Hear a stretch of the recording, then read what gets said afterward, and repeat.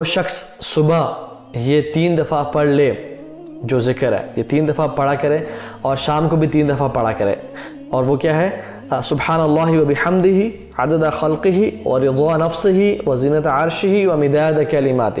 ٹھیک ہے، سبحان اللہ و بحمدہ، اللہ کی پاکیزگی ہے اس کی حمد کے ساتھ، عدد خلقہ کہ جتنی مخلوق ہے، جتنی خلقت ہے، مطلب بارش کے قطرات، ریت کے ذرات، درختوں کے پتے، سمندر میں جو قطرے ہیں، اللہ اکبر، اور انسان، جنات، چونٹیاں، عدد خلقی، اللہ کی تخلیق مخلوق کے برابر، اور پھر یونیورس کو آپ دیکھ لیں، آپ ملٹیپل گلیکسیز اور سٹارز کو دیکھ لیں، ورضا نفسی، اور اپنے اللہ تعالیٰ کی نفس راضی ہو جائے اتنا اللہ کی حمد و ثنا ہے، وزینت عرشی، اور عرش کے وزن کے برابر اللہ کی حمد و ثنا ہے، ومداد کلماتی، اور جتنے کلمات ہیں جو آج تک بولے گئے، لکھے گئے لوح محفوظ میں، ان کے برابر اللہ تعالیٰ کا ذکر، اللہ تعالیٰ کی پاکیزگی اور حمد ہے. جو شخص ذکر کر لے، لیکن میں نے فرمایا کہ ایک دفعہ لیکن ابھی مسجد نبی سے نکلے اور یہ پڑھ کے نکلے اور دیکھا کہ ام سلمہ وہیں پہ بیٹھی ہوئی ہیں، ذکر کر رہی ہیں، تو کچھ کام شام کرنے کے بعد واپس آئے سورج نکلنے تک، تو دیکھا ام سلمہ رضی اللہ تعالیٰ عنہا وہیں بیٹھی ہوئی ہیں اور وہ ذکر کر رہی ہیں. تو اللہ کی نے کہا کہ ام سلمہ اگر آپ یہ ذکر پڑھ لیتی جس کو میں نے ابھی بولا، سبحان اللہ و بحمدہ عدد خلقہ و رضا نفسہ و زینت عرشہ و مداد کلماتہ، اگر آپ یہ پڑھ لیتی تو اتنے دیر بیٹھنے سے افضل ہوتا ہے یہ آپ کا ایک دفعہ پڑھ لینا، تقریباً یہ 5-6 گھنٹے بنتا ہے، اس سے زیادہ افضل ہوتا آپ کا یہ ذکر کرنا. سبحان اللہ. تو جو انسان صبح اور شام یہ پڑھ لے، بلکہ صبح کے بارے میں آتا ہے جو حدیث ہے صرف صبح کے بارے میں آتا ہے، جو شخص صبح پڑھ لے اس کا امیزنگ اور ایمنس ریوارڈ ہے.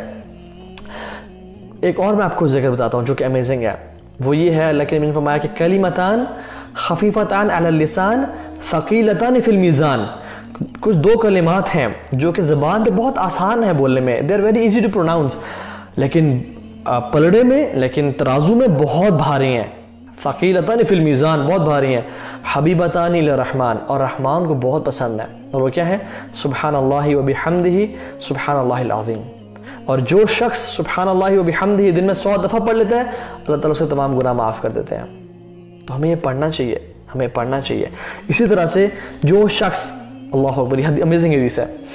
اب ہوتا ہے کچھ لوگ آپ میں سے، ہم میں سے جابز کرتے ہیں، کچھ لوگ ہمیں سے مزدوری کرتے ہیں، کچھ لوگ ہمیں سے سارا دن اپنے کاروبار کا کام کرتے ہیں اور اتنا ٹائم نہیں ملتا اعمال کرنے کے لیے. کچھ لوگوں کو اللہ تعالیٰ نے اتنا مال نہیں دیا اور کچھ لوگوں کو بہت مال دیا ہے. جن کو تو بہت مال دیا ہے وہ تو اللہ کے راستے میں صدقہ اور خیرات کرتے ہیں اور لوگوں کو کھانا کھلاتے ہیں، آج کل افطاریں بھی کرا رہے ہیں. تو بیچارے وہ لوگ جن کو مال نہیں دیا وہ کیا کریں؟ اس طرح کے لوگ صحابہ آئے اللہ کے نبی کے پاس، انہوں نے کہا یا رسول اللہ یہ تو ہم سے آگے نکل گئے، جن کو اللہ تعالیٰ نے زیادہ مال دیا ہے وہ تو زیادہ دن میں اتنا کام بھی نہیں کرنا ہوتا، وہ لوگوں پہ خرچ بھی کرتے ہیں، وہ آپ کے ساتھ بھی ٹائم زیادہ گزارتے ہیں، وہ نیک اعمال میں ٹائم گزارتے ہیں. ہم تو یا رسول اللہ مزدوری محنت میں لگے رہتے ہیں، آپ ہمارے لیے کچھ بتائیں ہم کیا کریں. تو اللہ کے نبی نے فرمایا کہ جو شخص ہر نماز کے بعد 33 ٹائمز سبحان اللہ، 33 ٹائمز الحمدللہ اور 33 ٹائمز اللہ اکبر پڑھ کے اور آخر میں 100 کمپلیٹ کرتا ہے لا الہ الا اللہ وحدہ لا شریک لہ لہ الملک وله الحمد وهو علی کل شیء قدیر، یہ پڑھ لیتا ہے تو تمہارا بھی اجر ان کے برابر ہوگا، تمہارا بھی اجر ان کے برابر ہوگا. لیکن فرمایا کہ لیکن جو شخص ان اذکار کو زیادہ پڑھ لے تو وہ آگے نکل جائے گا، مطلب جو ان اذکار میں سے ان کو ایکسٹینڈ کر لیتا ہے، جو اور مزید پڑھ لیتا ہے تو وہ زیادہ نکل جائے گا. تو جب یہ وہ بڑے خوش ہو گئے، انہوں نے کہا اللہ اکبر، اگر ہم یہ کریں تو ہم ان کے برابر آ جائیں گے اور ان سے آگے نکل جائیں گے. تو وہ کرنے شروع ہو گئے، تو یہ حدیث پھیل گئی اور وہ لوگ بھی کرنے شروع ہو گئے، تو وہ پھر آگے یا رسول اللہ، تو وہ بھی کرنے شروع ہو گئے ہیں، تو اس میں ہمارا کیا قصور ہے؟ تو اللہ کے نبی نے فرمایا، مسکرائے اور فرمایا کہ جو اس میں یہ تو خیر ہے جس کی طرف مرضی پھیل جائے. میں پیرافریز کر رہا ہوں ساری بات کو، نیسیسری نہیں کہ یہ اللہ کے نبی کے ورڈز ہوں، میں یہ کہہ رہا ہوں کہ اللہ کے نبی نے جو کہا وہ یہ مطلب یہ تھا کہ جو شخص ان میں ایکسل کر جائے، جو اس کو پڑھ لے، زیادہ پڑھ لے، تو وہ اس نے مزید خیر سمیٹ لی، اس نے مزید اپنے لیے بہتر کر لیا. تو یہ بہت امپورٹنٹ چیز ہے. ناؤ میں آپ سے 2 ذکر ایسے شیئر کرتا ہوں جو کہ ہم رمضان کے مہینے میں کثرت سے کر سکتے ہیں. 2 ذکر، بہت زیادہ آپ کو میں برڈن نہیں کرنا چاہتا، ٹھیک ہے. پہلا استغفر اللہ پڑھنا اور اللہ سے اپنے گناہوں پہ توبہ مانگنا، یا اللہ ہم سارا سال بڑے گناہ ہو گئے.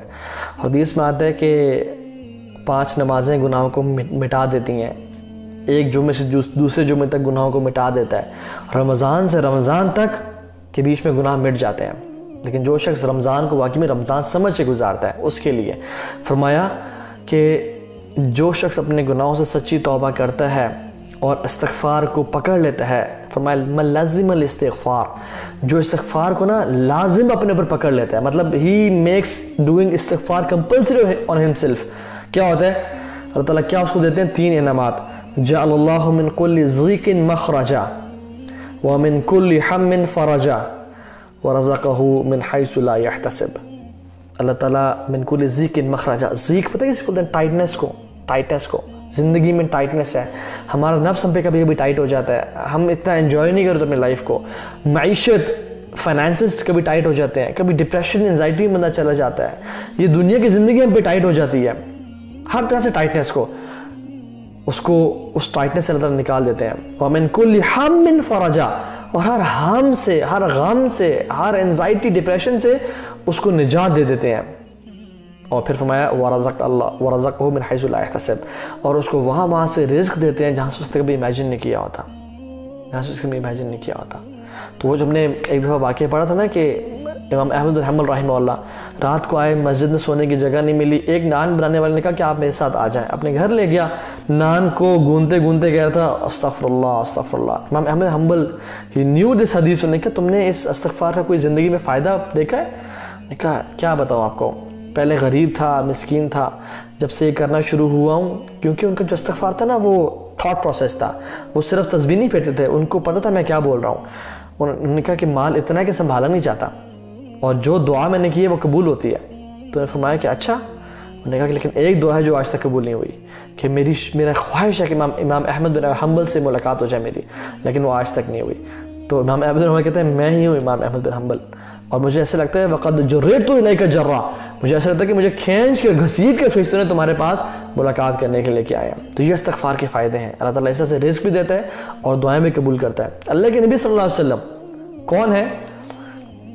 امام الانبیاء، شافع محشر، مطلب تمام انبیاء کے سردار، جن کے ہاتھ میں علم ہوگا قیامت کے دن شفا کا، جن کی سجدے میں سر رکھنے سے اللہ تعالیٰ شفاعت قبول کریں گے اور حساب و کتاب شروع کریں گے، اور پوری انسانیت پہلے آدم کے پاس جائے گی علیہ السلام، پھر نوح علیہ السلام کے پاس جائے گی، پھر ابراہیم علیہ السلام کے پاس، موسیٰ، عیسیٰ، تب کہیں گے کہ میں آج کچھ نہیں کر سکتا تمہارے لیے، آج اللہ تعالیٰ بہت غصے میں ہے، اور پھر اللہ کے نبی کے پاس آئے گی، اور پھر اللہ کے نبی کہیں گے انا لہا، یہ میرے لیے تھا شفاعت کرنا، اور پھر اللہ کے نبی سجدے میں سر رکھیں گے اور اپنی امت کے لیے دعا کریں گے یا ربی امتی، کیونکہ اللہ تعالیٰ اپنے نبی کا مقام اور مرتبہ پوری انسانیت کو دکھانا چاہتے ہیں کہ یہ ہے میرے محمد صلی اللہ علیہ وسلم۔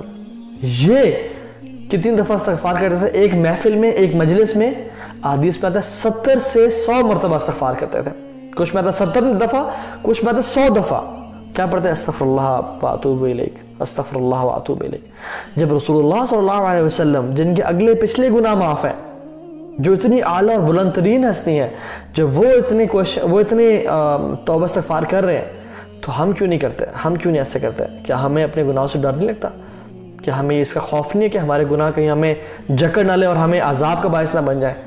تو اس کو پکڑ لیں، اس کو اپنے میں لازم کر لیں۔